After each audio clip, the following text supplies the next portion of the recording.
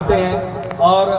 कई लोग इनसे थोड़ा नाराज भी हो जाते हैं, लेकिन बोलना चाहिए वही जो मन की बात होती है। तो आपसे गुजारिश है कम शब्दों में बहुत ज़्यादा बात। भगवान श्री विश्वकर्मा जी, महाराष्ट्र के आराध्य देव छत्रपति शिवाजी महाराज, विश्वगुरु स्वामी विवेकानंद को नमन करते हुए आज श्री विश्वकर्मा फाउंडेशन हमारे परम मित्र, बड़े भाई, मार्गदर्शक आदरणीय श्री राकेश विश्वकर्मा जी और उनके समस्त टीम के द्वारा आयोजित इस भव्य दिव्य भगवान श्री विश्वकर्मा जयंती और सांस्कृतिक समारोह और समाज का एकत्रीकरण समारोह के कार्यक्रम में मैं सबसे पहले तो आप सभी को आज श्री भगवान विश्वकर्मा जयंती की बहुत बहुत ढेर सारी शुभकामनाएं देता हूं, अभिनंदन करता हूं। इस कार्यक्रम के आयोजन के लिए धन्यवाद और आभार व्यक्त करता हूं। मंच पर उत्तर भारतीय समाज के नेता, भारतीय जनता पार्टी उत्तर भारतीय मोर्चा के जिला अध्यक्ष, मेरे मित्र भाई सुरेश सिंह जी, एडवोकेट हमारे जिला के उपाध्यक्ष एडवोकेट डी के पांडे जी, कमलेश दुबे जी, श्री भारतीय जनता पार्टी के जिला के महासचिव आदरणीय प्रथमेश शुक्ला जी, विराजमान सभी मंच पर और मेरे सामने उपस्थित सभी भाई और बहन, हम सभी को बड़ा ही गर्व होना चाहिए कि राकेश भाई और संगठन के माध्यम से साल में कई कार्यक्रम समाज को एकजुट करने के लिए, एकत्रित करने के लिए ये जो कार्यक्रम होता है, और जब हम कार्यक्रम में आते हैं, कार्यक्रम देखते हैं और चले जाते हैं, लेकिन उस कार्यक्रम को करने के लिए महीनों से जो मेहनत राकेश जी और उनकी पूरी टीम करती है, हमें उस मेहनत को भी साधुवाद करना चाहिए कि कोई भी संस्था, संगठन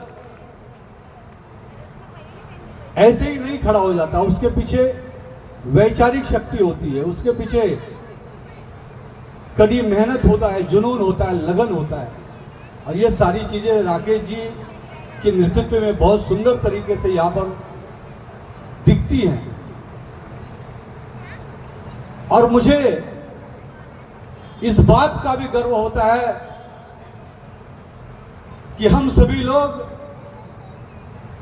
उस समाज से आते हैं जब भगवान ब्रह्मा जी ने सृष्टि की रचना की, मानव का निर्माण किया, उसके बाद जब इस पूरे ब्रह्मांड को सजाना, संवारना और उसके निर्माण का कार्य का काम जब आगे आया, तो उस वक्त कोई देवता नहीं दिखा, सिर्फ और सिर्फ ये जवाबदारी भगवान विश्वकर्मा को दी गई। और वो गर्व तब और बढ़ जाता है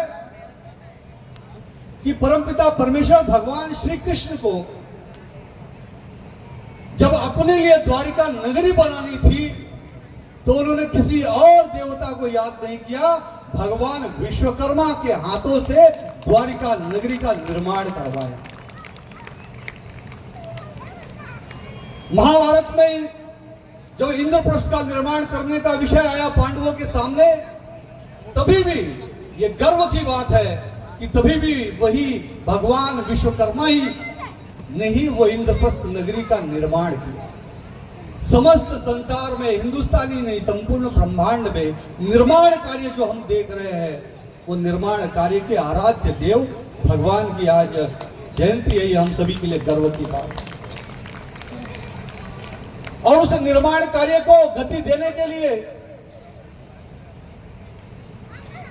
अब वो निर्माण कार्य जो आप अपने समाज के द्वारा, विश्वकर्मा समाज के द्वारा होता था, उसको गति देने का काम देश के प्रधानमंत्री नरेंद्र मोदी जी कर रहे हैं विश्वकर्मा योजना के माध्यम से। और उससे सबसे बड़ी खुशखबरी हम सभी के लिए यह है, क्योंकि मुझे राकेश भाई ने बोला बहुत कम शब्दों में बोलना है, तो मैं सिर्फ पॉइंट दे रहा हूं, क्योंकि फिर भी मैं ज्यादा बोल चुका हूं क्योंकि कार्यक्रम लंबा है। लेकिन आखिरी बात बड़े गर्व की अनुभूति करते हुए राकेश भाई कह रहा हूं कि अब अपने समाज के लिए हिंदुस्तान की जो अपनी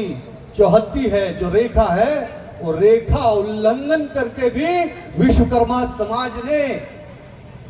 अबू धाबी के अंदर स्वामी नारायण मंदिर का निर्माण किया। अब हमें 7 समुंदर पार निकल कर भी मोदी जी के नेतृत्व में जिस तरह से स्वामी नारायण मंदिर का भव्य दिव्य निर्माण हुआ है, अभी अभी हाल में सुनने आया है कि एक और बहरीन करके देश है, इस्लामिक देश है, वहां पर भी मंदिर का निर्माण हो रहा है। तो ये निर्माण कार्य की जो अपने समाज के ऊपर जवाबदारी है पूरे देश दुनिया में, और आपको ये भी गर्व की अनुभूति मैं कराऊंगा, भगवान श्री रामचंद्र जी के मंदिर के जो आर्किटेक्ट और जो निर्माण करता है वो भी अपने ही समाज से है, सोमपुरा जी।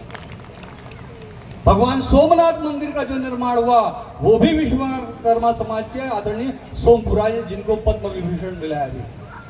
तो मैं जितना भी गुणगान करूं डीके पांडे जी और सिंह साहब, और खास तौर से तो आप अब उसी क्षेत्र में जुड़े हैं, इसलिए आप ठाकुर साहब के साथ साथ अब विश्वकर्मा जी भी हैं, क्योंकि बिना पहले ठाकुर साहब का सबको आशीर्वाद लेना पड़ता है भगवान कृष्ण के रूप में, भगवान राम जी के रूप में, लेकिन रचना सृष्टि निर्माण सजना सवरना सजावट अगर नहीं रहे तो सब कुछ अधूरा है। तो इसलिए मैं आप सभी का बहुत बहुत हृदय से स्वागत आभार करता हूं, और मैंने जो बात बताई उससे आप गर्व की अनुभूति करते हुए और भी समाज को सुदृढ़ करिए, एकजुट करिए, राकेश भाई के कंधों को और मजबूत करिए कि हमारा संगठन और यहाँ पर एक परिवार की भावना से रह रहे हैं, तो हमारा परिवार अपना और मजबूत हो। इन्हीं शुभकामनाओं के साथ मैं भगवान विश्वकर्मा जी को एक बार फिर से नमन करता हूँ। बहुत बहुत धन्यवाद, बहुत बहुत आभार। जय हिंद, जय महाराष्ट्र। एक बार जोरदार घोषणा लगाएंगे, बोलो सियावर रामचंद्र की, उमापति महादेव की, पवन सुत हनुमान जी महाराज की, भगवान श्री विश्वकर्मा जी की। धन्यवाद। जय हिंद, जय महाराष्ट्र।